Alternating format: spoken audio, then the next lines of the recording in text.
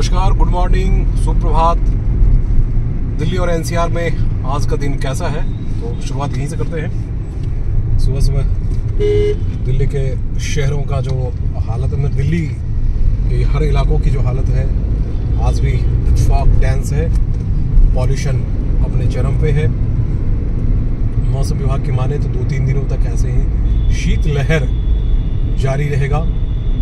परेशानी हमारी आपकी बनी रहेगी, खासकर बच्चों को लेकर, क्योंकि कई सारे स्कूल जो हैं वो छोटे छोटे बच्चों की भी क्लासेस को ओपन कर रखा है दिल्ली में, और अभी तक उस पर रिवीजन की कोई गुंजाइश नहीं बताई जा रही है। उन बच्चों को ज़्यादा परेशानी हो रही है। खासकर मैं अपने घर की बात करूँ तो मेरी भी बेटी परेशान हो गई है इस ठंड के मौसम में। तो बच्चे फ़िलहाल छोटे छोटे जो बच्चे जो हैं 1 to 5 उनके लिए परेशानी हुई है। बड़े बच्चों के भी अब ये देखिए बसें लगी हुई है, और फॉग जो काम करने वाले हैं उन्हें अब ये भीड़ आपको दिखाने के लिए काफ़ी है। उन्हें घर से निकलना पड़ेगा, नौकरी तो करनी पड़ेगी। लेकिन फिलहाल यही कह सकते हैं कि दिल्ली में अभी फॉग है, तकरीबन 9 बजने को है। 9 बजे सुबह की सूरत हाल, तो सुबह की हम बात करते हैं, सुबह 5 या 6 बजे के आसपास तो विजिबिलिटी बिल्कुल ही शून्य रही। पिछले दिनों की हम चर्चा एक बार कर लेते हैं कि पिछले दिनों इसका क्या इम्पैक्ट रहा। तो 100 से अधिक ट्रेन विलंब से चली है दिल्ली में। फ्लाइट्स 2 दर्जन से ज़्यादा फ्लाइट्स शाम के वक्त अफेक्टेड रही।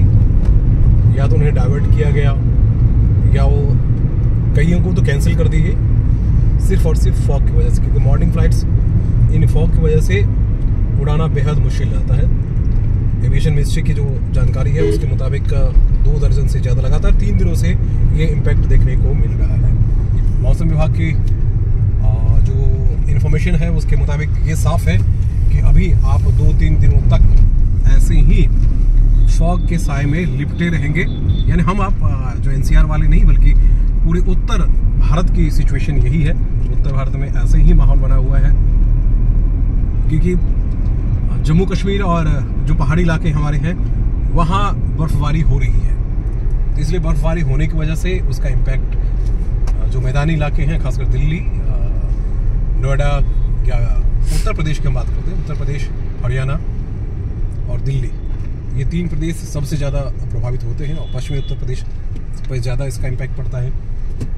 देश के दूसरे हिस्से बिहार की बात करें तो बिहार में वो जिस तरह की ठंडक की ज़रूरत है वो वहाँ नहीं महसूस की जा रही है, जिसका इम्पैक्ट सबसे ज़्यादा गेहूं की फसल, जो इस मौसम की जो फसलें हैं उन पे देखने को मिलेगी। वहाँ किसान बेहद परेशान हैं, जबकि दूसरी तरफ जो किसान बेहद खुशहाल हैं, क्योंकि जितनी बर्फबारी होगी, जितनी ठंडक बढ़ेगी, उतनी ही गेहूं की अच्छी फसल होगी। उसके बाद सरसों की फसल के लिए तो ठीक है, टेम्परेचर अगर सामान्य है तो बहुत अच्छी बात है, लेकिन इस तरह की जो चीज़ें हैं वो ज़्यादा इफेक्टेड है। और फिर मैं निकल रहा हूँ बिल्कुल गाजीपुर मंडी के सामने से। तो यहाँ की विजिबिलिटी जो है वो 100 से कम ही है, बिल्कुल साफ साफ अगर देखें तो साफ साफ नहीं दिख रहा होगा।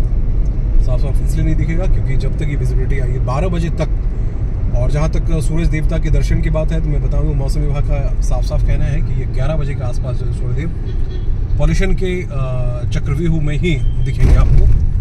पूरी तरह से धूप बहुत तेज़ नहीं दिखेगी, और 3 दिनों तक ऐसे ये जो अपना 2023 समाप्ति के साथ में 2-3 दिनों तक आप ऐसे ही मौसम के मिजाज में अपने आप को खुश रखने की कोशिश कीजिए। घर में रहिए, सुरक्षित रहिए। अगर छुट्टियां हैं तो, लेकिन हर व्यक्ति घर में नहीं रह सकता, क्योंकि मजबूरी है, क्योंकि हमें नौकरी भी करनी है, बच्चे पालने हैं, पेट भी चलाने हैं। तो मित्रों, सिर्फ कहना यही चाहूँगा कि अभी सुरक्षित रहिए। पॉल्यूशन बहुत ज़्यादा है, बाहर निकलेंगे तो इसका ज़्यादा इम्पैक्ट पड़ रहा है। इस वक्त जो बीमारों की संख्या दिल्ली में कर दें, क्योंकि दिल्ली में एम्स ने फिर से अपना कोविड सेंटर को ओपन कर दिया है, कि फिर से कोविड से प्रभावित लोग जो हैं वो दिल्ली में उनकी संख्या बढ़ने लगी है, और यही मौसम है। इस मौसम में सबसे ज़्यादा स्प्रेड होने की अंदेशा रहती है।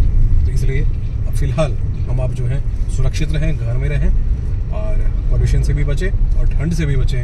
वैसे भी दिल्ली की ठंड के बारे में कहा जाता है कि दिल्ली की ठंड सबसे खूबसूरत और भयानक ठंड, गर्मी भी वैसी ही होती है, ठंडक भी ऐसी होती है। नमस्कार।